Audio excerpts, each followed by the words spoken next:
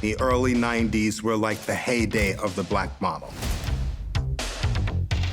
It was this perfect moment where the model became front and center and became a star. Tyra Banks. It's all down to money. Can those girls sell? Yes, they can sell. And they're selling the hell out of it.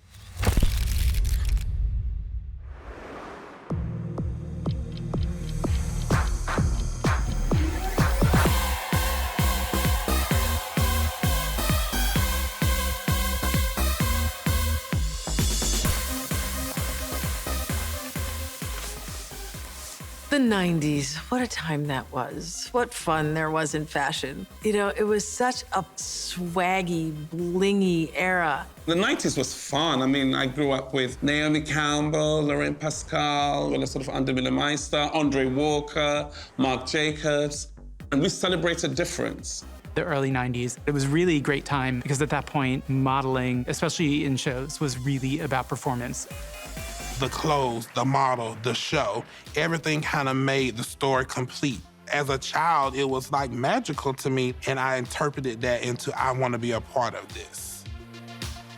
And it was probably one of the most diverse times for models. There were just so many different girls with different personalities and different types, and it was a great time to be in that sort of live show arena.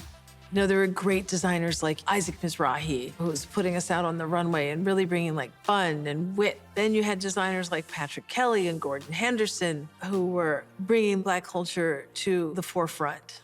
The early 90s were like the heyday of the black model. And the success of the black model then was because there were so many beautiful girls. Iman was still working, Beverly was still working, Naomi was at the top of her game, Tyra had emerged, Karen, Kirsty Bowser, Tamiko Frazier, Lana Ogilvie. The divine Veronica Webb is one of the most beautiful models that has ever existed and understands fashion, and she gave you theatrical characters. Sometimes I'm walking down the runway and I'm thinking in my head, I'm going to get my Oscar. Sometimes I imagine that I look better than I've ever looked before in my whole life, and I'm getting ready to walk by a man who left me. Veronica, interview, take 1, ABC, camera mark. I grew up in Detroit, Michigan. I grew up in downtown Detroit on the east side. I always loved fashion, and every Sunday in Detroit was a fashion show.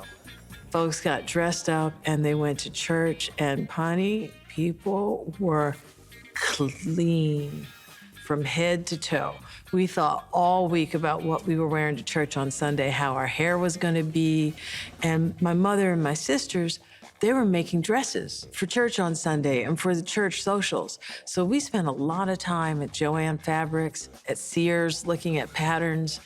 That really translated really well for me in terms of fashion. And, you know, being clean, neat, pressed, you know, shoes shine, totally turned out whenever you were leaving the house. You know, because nobody was gonna talk about Miss Webb's kids.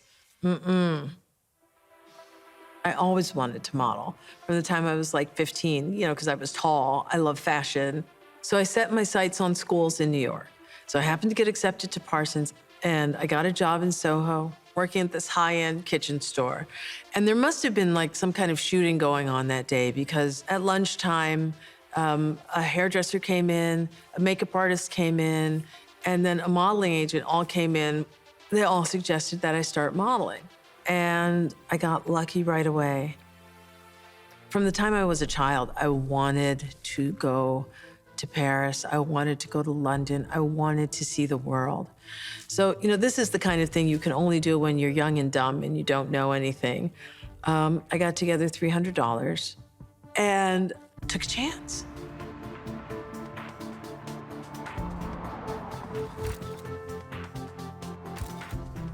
One of my very first bookings was Steven Meisel.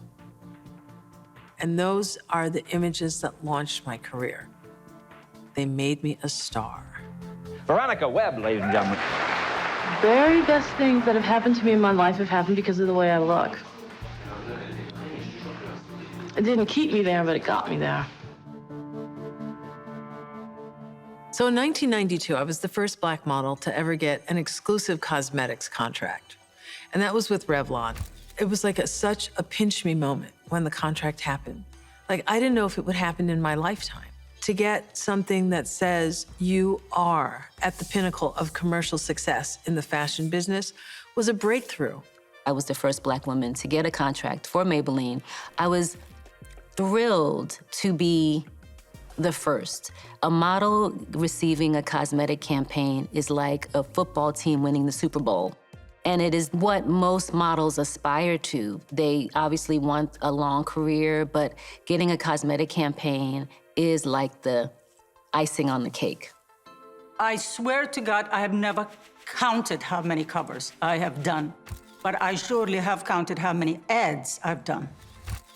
The spoils of war in our industry is advertisement and getting a contract with a cosmetic company. Those are the two things that make you money. A cosmetics contract is the sugar plum of modeling. To know that you have a guaranteed number of work days a year, it is such a relief because we work day to day. You know, you pack up your high heels and you go to the next town. It's the next season, it's the next city. And there's no guarantee that, you know, you'll work again tomorrow. There's not a job sitting there waiting for you.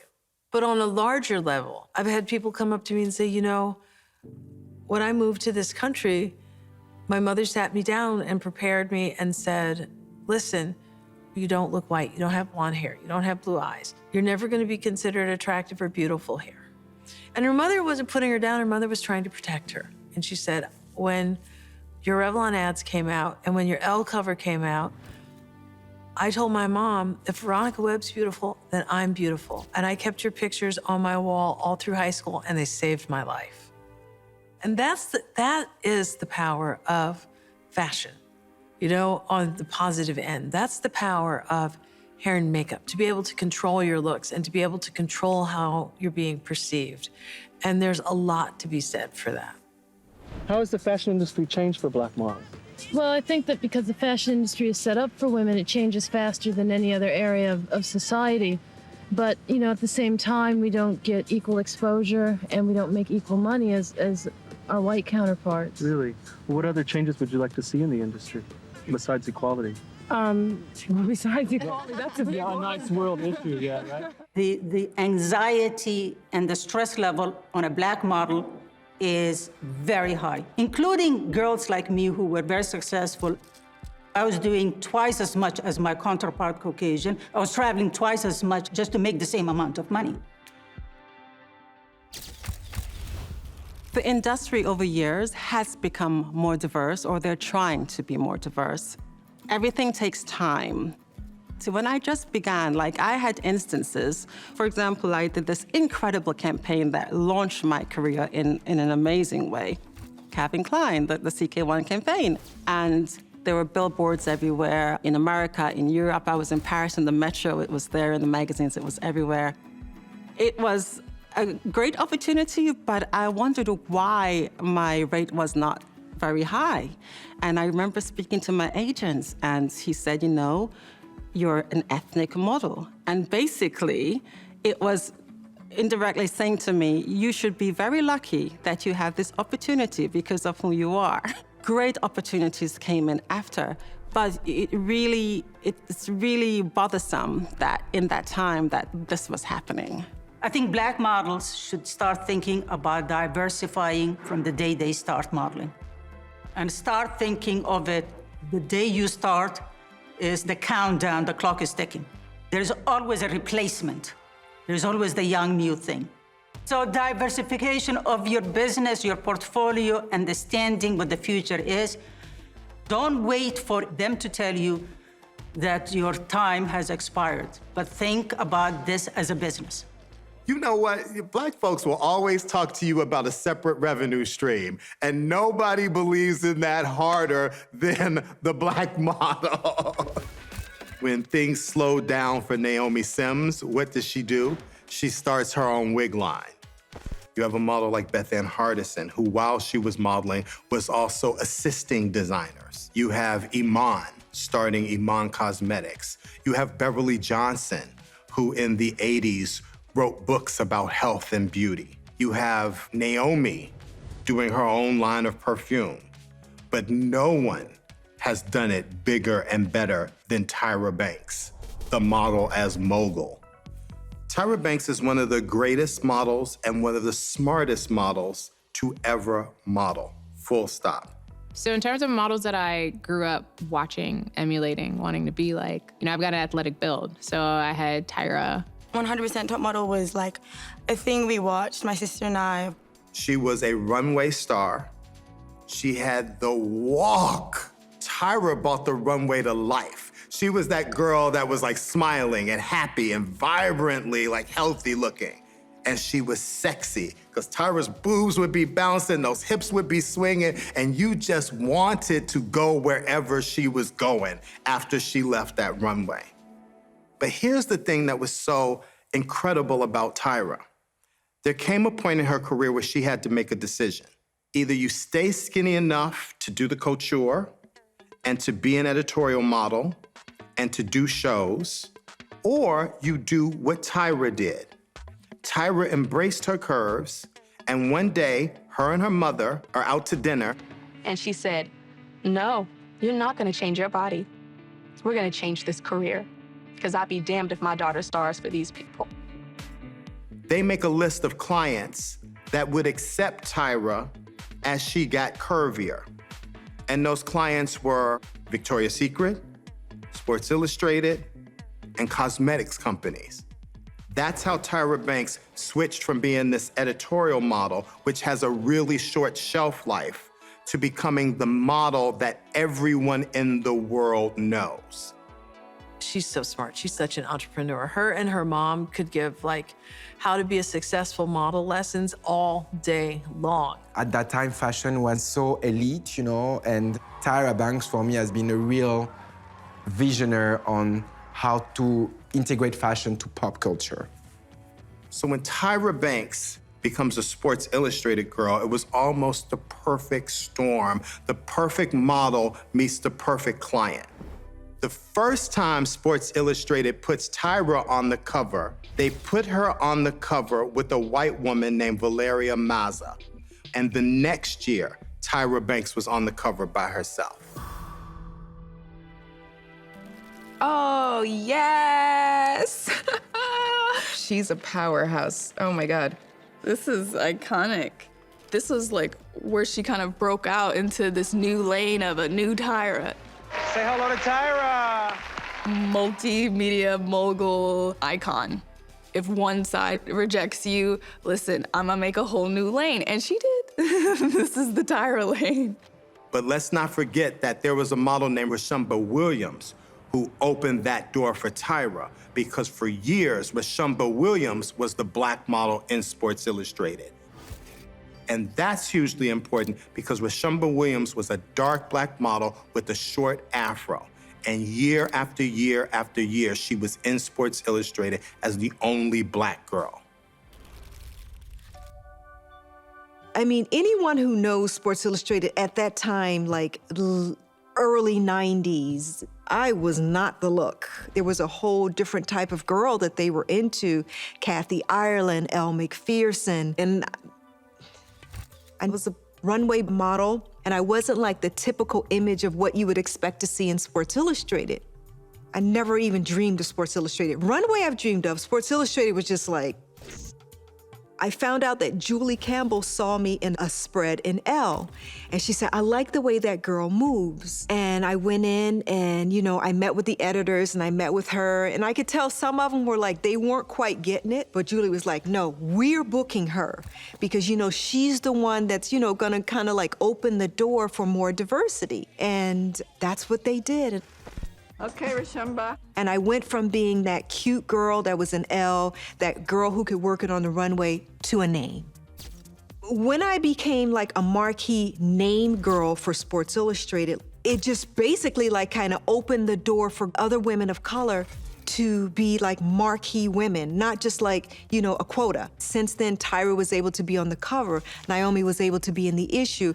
Lena Bloom, a trans woman who's on the cover. Megan Thee Stallion and all those girls, that started here. So, I'm grateful for whatever role I played, but I'm even more grateful for the influence and, how that has given, so many other people an opportunity. Sports Illustrated Swimsuit Edition, the magazine that changed my life. I was in high school and I'd auditioned. I got a phone call from my agent and he tells me that I booked Sports Illustrated Swimsuit. What? I'm a little girl from the projects. What do you mean? Sports Illustrated put me on a plane to Turkey. I can't express my gratitude for Sports Illustrated taking me out of Brooklyn. My first 2 years in Sports Illustrated, I was still living in the projects. Nobody knows this. I was going from Paris right back to the projects. First 2 years. Sports Illustrated had always been a goal. I had been casting for them for a couple years. So when I got the call from my agents that were telling me that I had confirmed it, I lost my shit. So in May, I'm featured again for the 3rd time in Sports Illustrated. It was in Barbados. So yeah, that was really awesome. That magazine, everybody who shoots it, right? It changed my life, absolutely. That was a dream come true.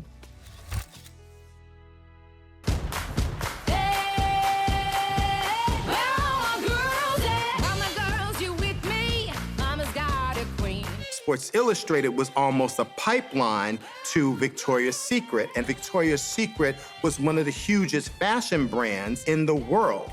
Lingerie is a very important part in a woman's life, I think. It's not for the man like people think. Lingerie makes a woman feel good. And their branding was, they're the sexiest women on the planet. They're angels. When you were a top model with Victoria's Secret, you got wings. You became an angel. And who's the first Black model to receive wings? Tyra Banks.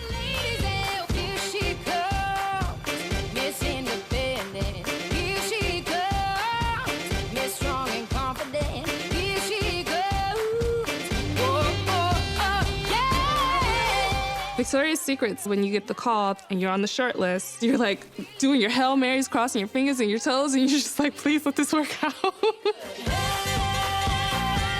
Victoria's Secret was definitely my favorite shows ever to do because it was the one show where you could be yourself.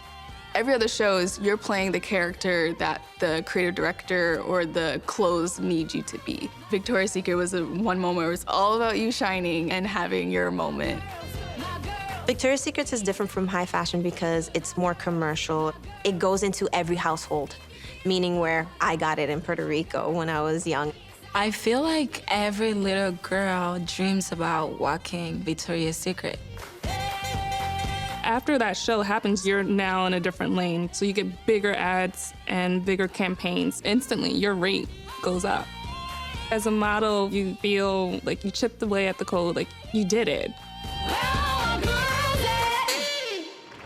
Sports Illustrated and Victoria's Secret set the stage for more barriers to be broken, which gave us the incomparable Alek Wek.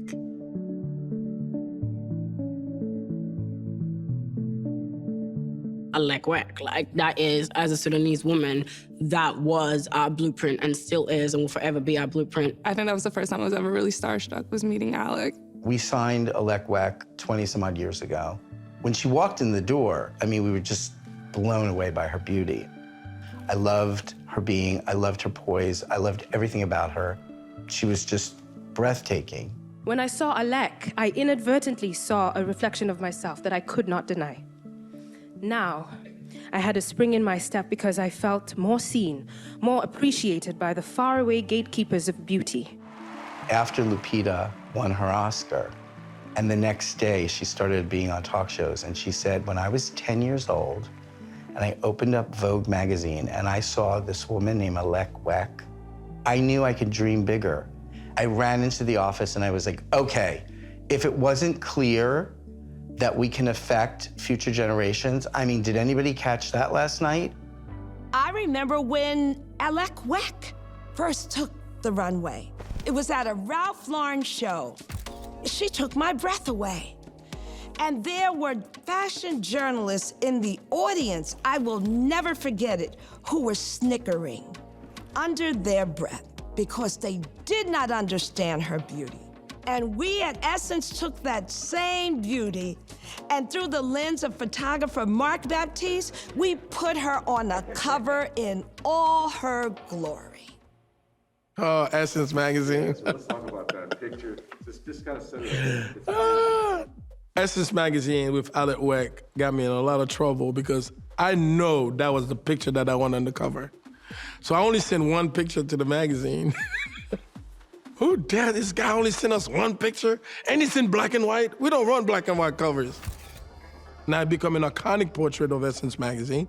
She's against a dark gray background, highlighted, and her skin is luminous.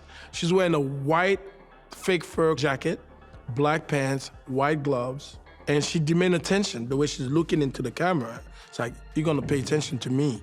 You're such a sweet, kind of soft person inside, but there's this real incredible power to your presence. I think it's all to do with how you feel, not really making a strong image about it, but it's just really being confident. While Alek's popularity seemed to signal the continued rise of the black model in the 90s, there was a new trend emerging that would completely change the industry. In advertising, we were seeing this photography that was about less. It wasn't about the most beautiful girl. It was about the coolest girl. And what's cooler than this idea of drug usage or this idea of, I don't care about fashion, I'm too cool about that. They're wearing absolutely exquisitely cut clothes, but they've got a really scary look. It's almost the anti-supermodel when you have a model like Audrey Marnay or Kristen McMenemy or Kirsten Owen, these like sort of grungy girls. That was a very interesting moment because right along with grunge, which was very an off-putting kind of fashion, and then right with behind it, this girl comes along named Kate Moss, who was just a small girl. When Kate Moss shot to stellar stardom, it was widely agreed that fashion hadn't produced anything quite like her since the days of Twiggy. The way she was being photographed, it looked very decadent in the sense that it was throwaway chic. People called it heroin chic when it came down. And even super designers like Calvin Klein fell into that. It was no longer about like, you know, robustly healthy. It was about the underweight girl. And that's not the black model. The black model always looks healthy. She always looks vibrant. She always looks alive. Fashion is very trend-based, and that's an intrinsic part of the industry, but it's something that we have to also work against to create longevity. I remember being in Milan with Beth and Hardison saying, my God, you know, there are hardly any black models around. Let's talk about the whiteout. There were more black models were used in the 70s and 80s than it's being used now. When I was asking to get more models of different ethnicities, they will answer there is none. These designers don't even know what's going on their behalf. Oh, wow, like racism played a part. All the girls of color were just gone. My grandmother would get those Naomi Sims wigs, and my grandmother's favorite wig made her look like Elizabeth Taylor. It was a top knot with tendrils. Naomi Sims wanted the hair texture of the wigs to mirror real black hair texture. Naomi Sims put a white woman's wig in the oven and dried it out a bit, and that was how the Naomi Sims wig collection was started, because she baked a wig. Nobody is gonna go harder than a black woman trying to figure some shit out. I'm gonna be the cover of Black Enterprise with this wig line.